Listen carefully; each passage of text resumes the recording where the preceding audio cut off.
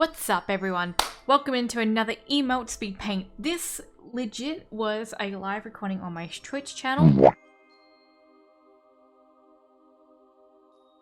Over 4 hours, because it took me 2 days to get it done, of me making emotes. You think emotes, that's easy to make. You'd be wrong. You'd be so wrong. My mental state has gone capiche. I have no idea what day it is and my mind is drained. And that's when I only got an envelope that only 70%. None of you are subscribed. So do it. Do it. Do it. Do it. Anyway, bye-bye.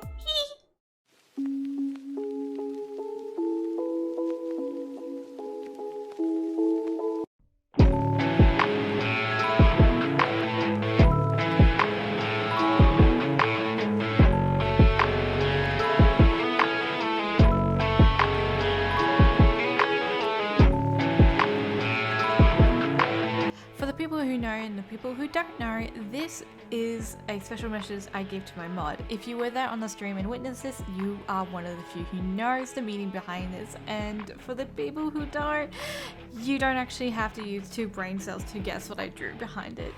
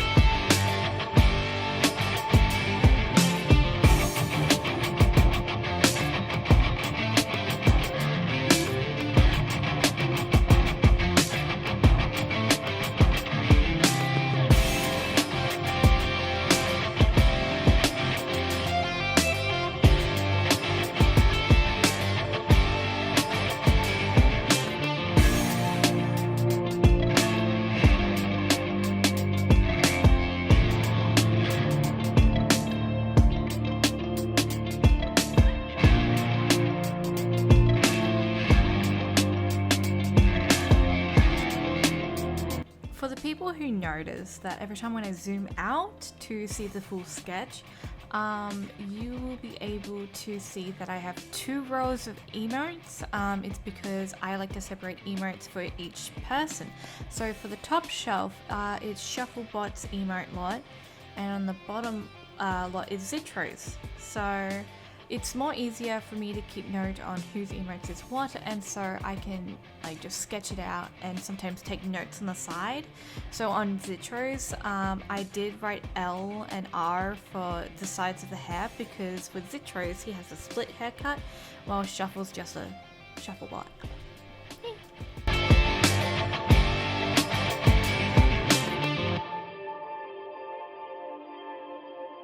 I think this is the part where I legit got confused on how music notes are written out. Like, I forgot how music notes used to be written. So I was like sketching out and just thinking about what music notes is it? How do I write it?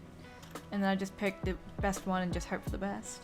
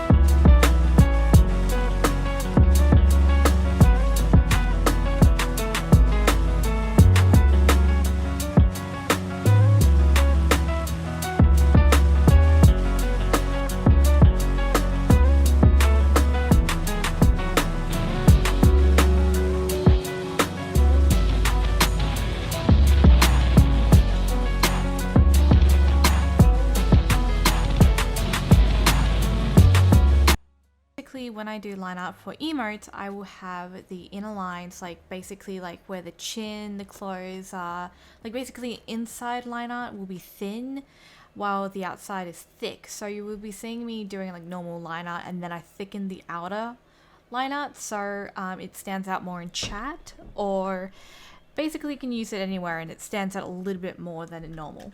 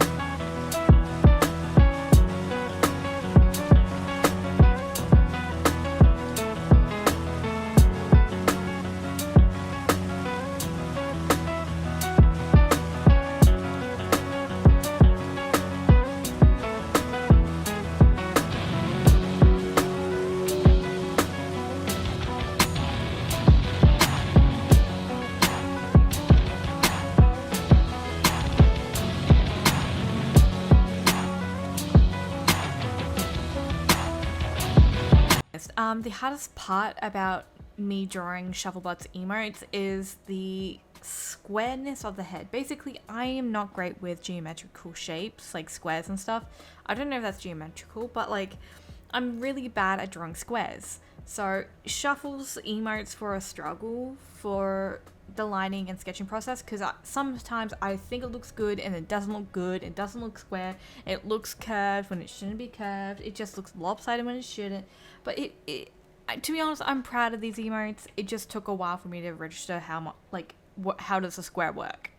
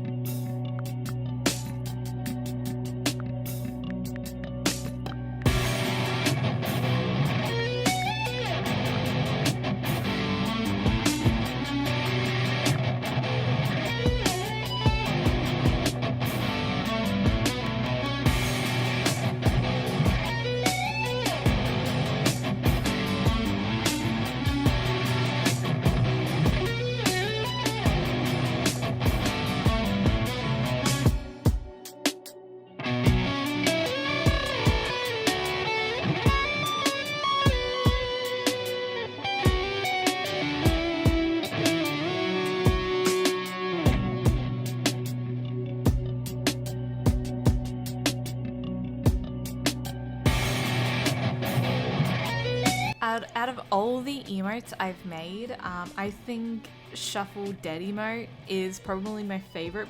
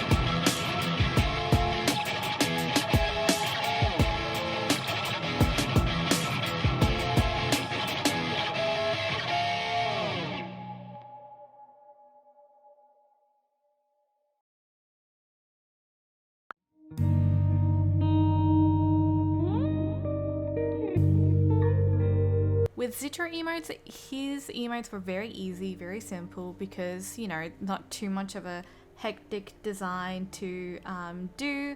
It was very simple. But the only issue I had with Zitro's emotes, other than forgetting how a music note looks like, is the glasses. With Zitro's glasses, I did not want them to get lost in the line art, so as I'm covering my layers, because I'm a little bit scared on how many layers I have and people seeing how many layers I have. But so what I did was I did the base line art and coloring on one layer, while the glasses is in a different layer that I can figure out what I can do with them, so they don't get lost in a line art and I have to redo the line art because I just want to erase the glasses.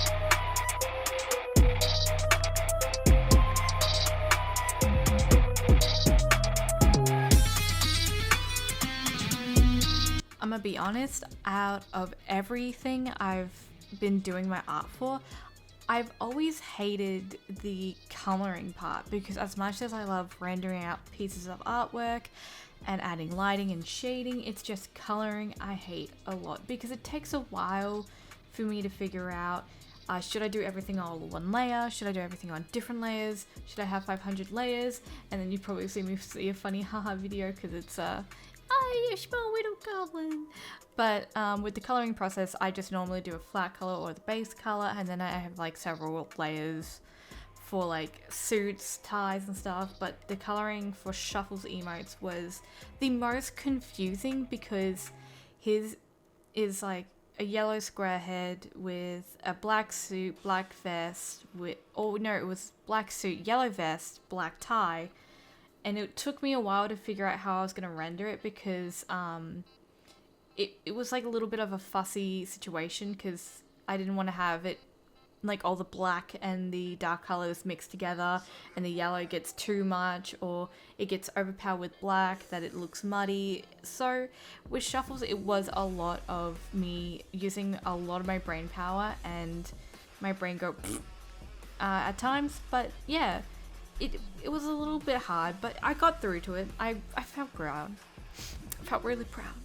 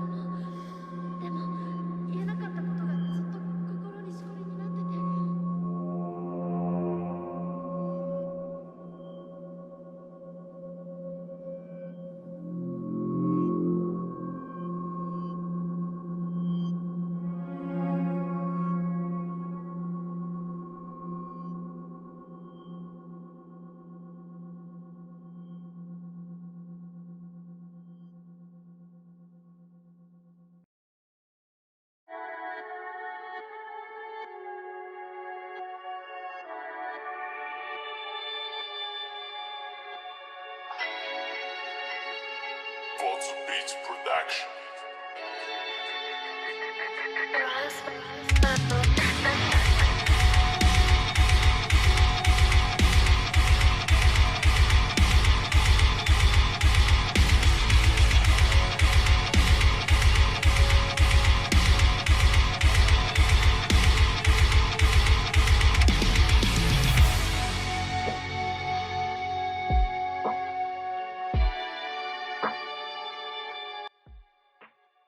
The one thing I have started doing with my emotes is coloring the line art before I finish up the shading and lighting, because sometimes I don't want, like, I just want to see what the line art work looks like with color in them before I finish rendering, because sometimes when you render things like the line art can get too dark and you're trying to darken the shading color and making it too dark that it looks dramatic when it shouldn't be dramatic, and then you have highlights that are so strong that it's just white lines on a colored background.